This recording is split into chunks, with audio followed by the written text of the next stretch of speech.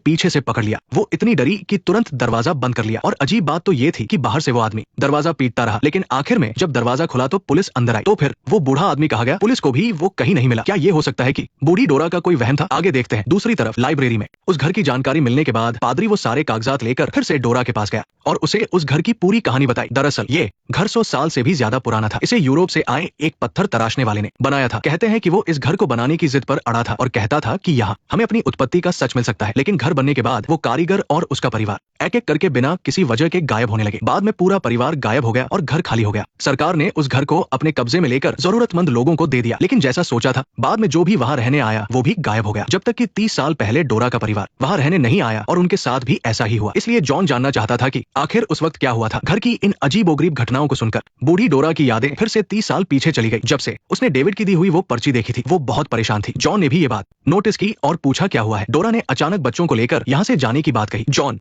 बिल्कुल नहीं माना। तब डोरा ने उसे वो पर्ची दिखाई। दरअसल उस पर सिर्फ एक लाइन लिखी थी, जॉन तुम्हारे बेटे को मार देगा। जॉन ने पूछा कि ये किसने लिखा है। डोरा बोली, मैं भी तुमसे यही पूछना चाहती हूँ। जॉन ने फिर पूछा, बच्चे कहाँ हैं? डोरा ने कहा, वो बाहर खेलने गए हैं। ये बोलते ही उसे एहसास हुआ कि कुछ बहुत बुरा होने वाला है। क्यों? क्योंकि उस अजनबी ने डेविड से कहा था कि केविन के साथ मत खेलना और वो ये बात भूल गई थी। उसी वक्त दूसरी तरफ केविन भी बड़ा उस्ताद निकला। वो अपनी क्रश सारा के साथ डेट कर रहा था। उसने सारा को एक मून स्टोन भी दिया और कहा कि डर लगे तो इसे पकड़ लेना, मैं तुम्हारी रक्षा करूंगा। ध्यान दीजिए, पिछली कहानी में हमने देखा था कि डोरा ने सिर्फ डेविड को एक मून स्टोन दिया था, केविन को नहीं। तो फिर केविन के पास ये पत्थर कहां से आया? आगे देखते हैं। ये सब कुछ छुपकर डेविड देख रहा था। असल में वो भी सारा को पसंद करता था, इसलिए उसने जानबूझकर दोनों को रोक दिया। इसके बाद वही हुआ जो कोई नहीं चाहता था। जब दोनों भाई और उनके दोस्त बेसबॉल खेल रहे थे, तब डेविड ने एक जोरदार शॉट मारा। गेंद सीधे केविन को लगी और वो गिर गया। बदकिस्मती से जमीन पर एक पत्थर रखा था और केविन का सिर सीधे उस पत्थर से जा टकराया और इस तरह छोटी सी उम्र में ही केविन की जान चली गई। वही दूसरी तरफ जब बच्चे बेसबॉल खेल रहे थे, डोरा को शक हुआ कि शायद उनके घर में कोई बुरी आत्मा आ गई है। इसलिए वो शहर के सबसे मशहूर बाबा जेम्स के पास गई। डोरा की बात सुनकर जेम्स उसके घर आया और पूजा पाठ करने लगा। तभी अचानक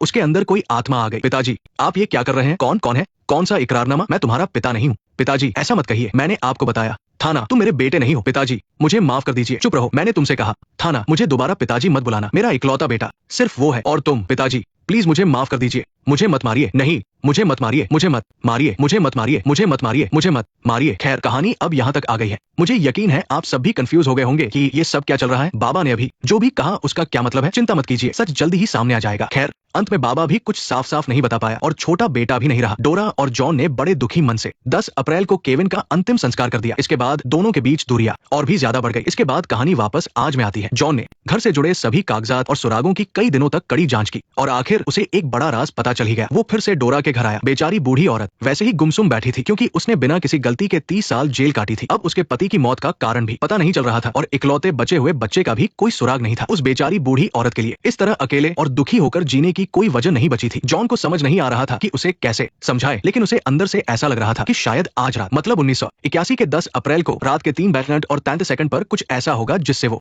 जीने की उम्मीद न छोड़े। इसके बाद कहानी फिर से 30 साल पहले की उसी 10 अप्रैल की रात में जाती है। मतलब वो रात जब फिल्म शुरू हुई थी। छोटे बेटे को दफनाने के बाद जॉन को अचानक डोरा की छुपाई हुई वो चिट्ठी मिल गई और उसमें जो कुछ लिखा था वो सच में जॉन का दिल तोड़ने के लिए काफी था। असल में वो चिट्ठी डोरा के एक्स बॉयफ्रेंड ने डोरा को लिखी थी। ये उसकी आखिरी चिट्ठी थी जिसमें लिखा था कि जॉन एक अच्छा इंसान है, तुम हमारे बेटे को उसका सरनेम दे सकती हो लेकिन नाम मेरा रखना। और आगे लिखा था कि मैं तुम्हें बहुत याद करता हूँ, प्यार करता हूँ, वगैरह वगैरह। इसका सीधा सा मतलब ये था कि जॉन को धोखा मिला था। उसका बड़ा बेटा डेविड उसका अपना खून नहीं था। दूसरी तरफ बूढ़ी डोरा बिना पलक झपकाए घड़ी को घूर रही थी और 3 मिनट और 33 सेकंड का इंतजार कर रही थी, लेकिन कुछ भी नहीं हुआ। और जब उसने उम्मीद छोड़ दी थी तभी अचानक उसके पीछे से एक जोरदार आवाज आई। वो घबराते हुए देखने गई और सच में एक चमत्कार हो गया। अब 30 साल पीछे की कहानी देखते हैं। ध्यान दीजिएगा, इसके बाद की कहानी बहुत ही दिमाग घुमाने वाली है। ध्यान से देखिए। जॉन को अभी अभी पता चला था कि उसे धोखा मिला है। ठीक उसी वक्त काले कपड़े पहने हुए डेविड जो कुछ ड्राइंग कर रहा था, वहां भी समय ठीक 3 मिनट और 33 सेकंड हो गया था। अचानक बत्ती बुझ गई। तभी डेविड को जॉन के बाहर जाने की आवाज आई। उसने बाहर आकर आवाज लगाई, पापा। जॉन ने उसे देखा लेकिन कुछ नहीं कहा और चला गया। डेविड उसके पीछे दरवाजा खोलने गया लेकिन वो बंद था, इसलिए वो दूसरी चाबी लेने के लिए मुड़ा और ठीक उसी वक्त डेविड बहुत डर गया और दौड़कर अपनी माँ के पास ऊपर गया। लेकिन माँ के कमरे का दरवाजा भी अंदर से बंद था, इसलिए वो पास वाले कमरे में छुप गया। अब ध्यान दीजिए, ठीक उसी वक्त 30 साल बाद वाली बूढ़ी डोरा कांपते हुए ऊपर आई और उसने अपने कमरे का दरवाजा खोला जो कि बंद था। उसने अपनी चाबी निकालकर दरवाजा खोला और उसी पर उसे अचानक एहसास हुआ कि 30 साल पहले उस रात उसके कमरे में जो अजनबी घुसने की कोशिश कर रहा था वो कोई और नहीं, वो खुद ही थी। पता नहीं आपने ध्यान दिया या नहीं, लेकिन ऐसा लग रहा है जैसे समय पूरी तरह से उलझ गया है। अभी हम 30 साल पहले की कहानी सुन रहे थे जब 10 अप्रैल को केविन को दफनाया गया था, लेकिन अब हम अचानक से कुछ दिन पहले वाली उस रात में पहुंच गए हैं जब कोई डोरा के कमरे में घुसने की कोशिश कर रहा था। फिर डोरा को अंदर दरवाजा खोलने की कोशिश करते देख उसने जल्दी से अपना हाथ अंदर अंदर डाल दिया। डोरा को पकड़ते हुए सब कुछ बिल्कुल वैसा ही था जैसा उसने पहले अनुभव किया था। तभी अंदर से डोरा उसे चाकू मारने वाली थी। उसने तुरंत अपना हाथ बाहर खींच लिया। दूसरी तरफ छिपा हुआ डेविड तो डर के मारे कांप रहा था। वो अपने छोटे भाई के कमरे में छिपना चाहता था, लेकिन दरवाजा भी लॉक था और वो अंदर नहीं जा पा रहा था। घबराहट में उसकी सच में पैंट गीली हो गई। जब उसने नीचे देखा तो उसे दरवाजे के पास एक चाबी मिली, इसलिए उसने उस चाबी से भाई के कमरे का दरवाजा खोल लिया। अंदर जाने के बाद आप अंदाजा लगाइए क्या हुआ। उसने अपने मरे हुए भाई को जिंदा देखा। इसी बीच बूढ़ी डोरा ने डेविड को सैम के कमरे में जाते हुए देखा और मुड़कर डेविड के कमरे में छिप गई। इसके बाद और भी अजीब बात हुई। स्टडी रूम से एक और डेविड हाफ शर्ट पहने बाहर निकला। उसके बाद बूढ़ी डोरा वापस स्टडी रूम में छिप गई। अब तक तो आप में से कुछ लोग समझ ही गए होंगे कि क्या चल रहा है। हाँ, बिल्कुल सही, वो टाइम ट्रैवल कर चुके हैं। कैसे, आइए मैं आपको समझाता हूँ। सबसे पहले तो ये समझना जरूरी है कि यहाँ 3 अलग अलग टाइमलाइन और 3 लोगों का टाइम ट्रैवल एक ही समय पर हो रहा है। सबसे पहले बूढ़ी डोरा, जैसे ही समय पूरा हुआ निराश होकर वो नीचे जाना चाहती थी, लेकिन वो सालों पहले उस रात में टाइम ट्रैवल कर गई जब उसके साथ अजीब घटनाएं हुई थी। दूसरा है डेविड, जो अपने भाई को खो चुका है। समय पूरा होते ही उसका टेबल लैंप अचानक खराब हो गया। बाहर जाते ही वो भी कुछ दिन पहले उस रात में पहुंच गया जब डोरा के साथ अजीब चीजें हुई थी, इसीलिए उसने पीटर को बनियान पहने बाहर जाते हुए देखा। पता नहीं आप लोगों को याद है या नहीं, लेकिन सैम को दफनाने के बाद पीटर ने काली शर्ट पहनी थी। ये 2 अलग अलग टाइमलाइन है। फिर घबराया हुआ डेविड ऊपर की ओर भागता है और बूढ़ी डोरा लड़खड़ाते हुए उसका पीछा करती है। उसके बाद क्या हुआ ये तो आप सब जानते ही हैं। हमने पहले ही इसे 2 अलग अलग नजरियों से 2 बार देख लिया है। तो अब सवाल यह है कि तीसरा टाइम ट्रैवलर कौन है। जल्दबाजी मत कीजिए, उस रात की कहानी अभी खत्म थोड़ी हुई है। भाई के कमरे में जाकर उसे जिंदा देखकर सैम के जोर से चिल्लाने की आवाज ने उस वक्त के डेविड को, जो अभी अभी स्टडी रूम से निकला था, फिर से डरा दिया। वो भागकर वापस स्टडी रूम में गया। इस दौरान बूढ़ी डोरा वहीं छिपी हुई थी। अपने बड़े बेटे को देखकर उसने उससे कहा, डरो मत, घबराओ मत, मैं तुम्हारी माँ हूँ। जाहिर है डेविड को यकीन नहीं हुआ। तब बूढ़ी डोरा ने उसे उस दिन दिए गए मूनस्टोन के बारे में बताया। अपने हाथ में मूनस्टोन देखकर डेविड ने तुरंत अपनी माँ को गले लगा लिया। समय कम था, बूढ़ी डोरा के पास ज्यादा समझाने का समय नहीं था, तो उसने डेविड से कहा कि चाहे कुछ भी हो जाए उसे सैम के साथ नहीं खेलना है, कम से कम 3 दिन तक तो बिल्कुल नहीं, क्योंकि इस समय से ठीक 3 दिन बाद ही सैम और डेविड बेसबॉल खेलते वक्त एक हादसे का शिकार हुए थे। फिर बूढ़ी डोरा ने डेविड को एक पर्ची दी और उसे अपनी अभी वाली माँ को देने को कहा। उसने ताकीद की कि वो खुद इसे बिल्कुल ना पढ़े और ना ही बताए कि ये किसने दी है। उस वक्त डेविड को अपनी माँ का इरादा समझ नहीं आया, लेकिन उसने पक्का वादा किया और पूछा, माँ जब मैं बड़ा हो जाऊंगा तो मैं क्या बनूंगा? दुनिया का सबसे बेहतरीन फुटबॉल खिलाड़ी।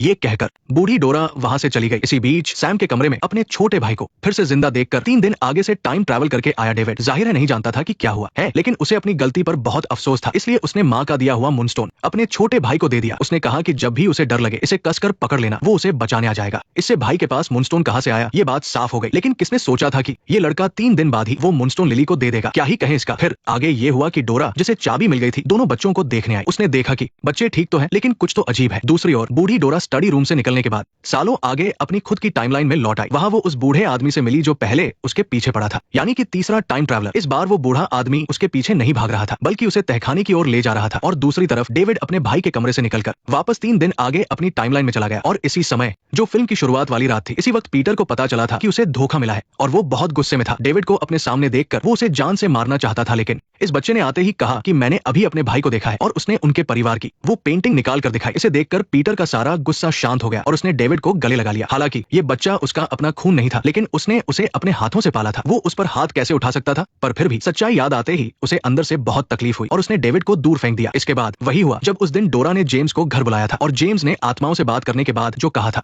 तुम ही मेरे बेटे हो। और इसके तुरंत बाद डोरा बाहर आ गई। पति के हाथ में चाकू देखकर वो समझ गई कि कुछ बुरा होने वाला है, इसलिए उसने अपने पति को शांत करने की कोशिश की, लेकिन बात नहीं बनी और पीटर ने उसे जोर से आईने पर पटक दिया, जिससे वो बेहोश हो गई। डेविड ने देखा कि माँ बेहोश हो गई है और अब उसकी जान खतरे में है, तो वो मुड़कर अपनी जान बचाने के लिए भागने लगा। उसी वक्त दूसरी तरफ उस बूढ़े आदमी के पीछे पीछे तहखाने की गुफा तक पहुंचकर उस बूढ़े आदमी ने आखिरकार बूढ़ी डोरा को सच बता ही दिया। असल में ये बूढ़ा आदमी कोई और नहीं बल्कि डोरा का अपना बड़ा बेटा डेविड था। वो दशकों से इंतजार कर रहा था कि ये घर उसे डोरा तक पहुंचा दे। आज आखिरकार उसने उसे ढूंढ लिया। डोरा को यकीन नहीं हो रहा था। उसने पूछा कि उस रात आखिर क्या हुआ था। बूढ़े आदमी ने कहा कि उस रात पीटर मुझे जान से मार देना चाहता था, पर तुम सही वक्त पर आ गई और तुमने उसे रोक लिया। डोरा हैरानी से बोली, ये तो सच नहीं है, मैंने उसे कहाँ रोका था। बूढ़े आदमी ने कहा, आज महीने की वो तारीख है, ये घर तुम्हें वापस सालों पहले उसी दिन ले जाएगा। तुम्हें ये चाकू लेकर पीटर को मारना होगा। डोरा बोली, तुम चाहते हो कि मैं तुम्हारे पिता को मार दूं? बूढ़े आदमी ने कहा, तुम उसे एक बार पहले भी मार चुकी हो, सिर्फ इसी तरह तुम मेरी जान बचा सकती हो। उधर दूसरी तरफ पीटर डेविड का पीछा करते हुए तहखाने में आ चुका था और बस उसे पकड़ने ही वाला था। और यहाँ बूढ़ी डोरा अभी भी सोच विचार में पड़ी थी। बूढ़े आदमी ने कहा, जो लोग पहले इस घर में रहे हैं वो सब भविष्य में जा चुके हैं। वो सब एक ऐसे समय में जी रहे हैं जो उनका नहीं है, लेकिन जिस बीमारी ने मेरे पिता की जान ली वो मुझ पर एक उम्र के बाद हावी हो जाएगी। अगर तुम आज रात मुझे बचा लो, अब आप ही देखिए ये बूढ़ा आदमी आपको कहाँ ले जा रहा है, कम से कम उसे बता तो दो। और इसी वक्त दूसरी तरफ डेविड के पास भागने का कोई रास्ता नहीं था। पीटर ने उसे कोने में घेर लिया था और ठीक इसी नाजुक मौके पर बूढ़ी डोरा अचानक से आ गई और उसने पीटर को चाकू मार दिया और फिर एक बार और वार किया। इसके बाद जो हुआ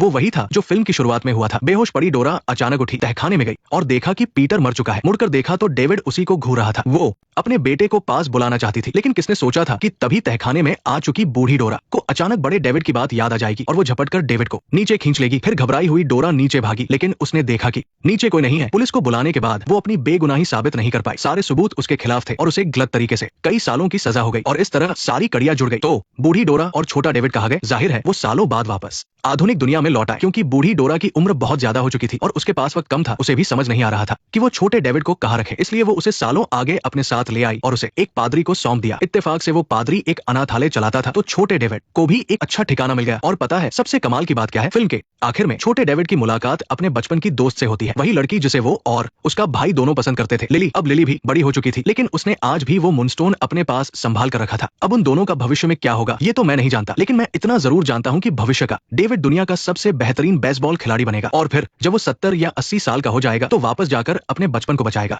बार बार ये चक्र ऐसे ही चलता रहेगा। चलिए तो ये कहानी यही खत्म होती है। कैसी लगी? अच्छी थी ना? हालांकि इसमें कुछ कमियां हो सकती है, लेकिन 3 अलग अलग समय का एक साथ जुड़ना काफी मजेदार था। दोस्तों मुझे भी इसे समझने में बहुत वक्त लग गया। टाइम ट्रैवल, पुनर्जन्म और दिमाग को उलझा देने वाली बातों के अलावा मुझे लगता है कि इस फिल्म में दोस्ती, परिवार, प्यार और सबसे बढ़कर माँ के प्यार को जिस तरह से दिखाया गया है वो सबसे ज्यादा दिल को छू लेने वाला है। इसलिए अगर आप मुझसे पूछे कि समय के अंत में क्या है, तो ये भी कोई पूछने की बात है? जाहिर है प्यार ही है। खैर अब वक्त आ गया है अलविदा कहने का। मैं हूँ रॉकी। जाते जाते मुझे अंग्रेजी की एक लाइन से इस वीडियो को खत्म करने की इजाजत दीजिए। Bye bye. नेक्स्ट पार्ट देखने के लिए वीडियो को लाइक करो।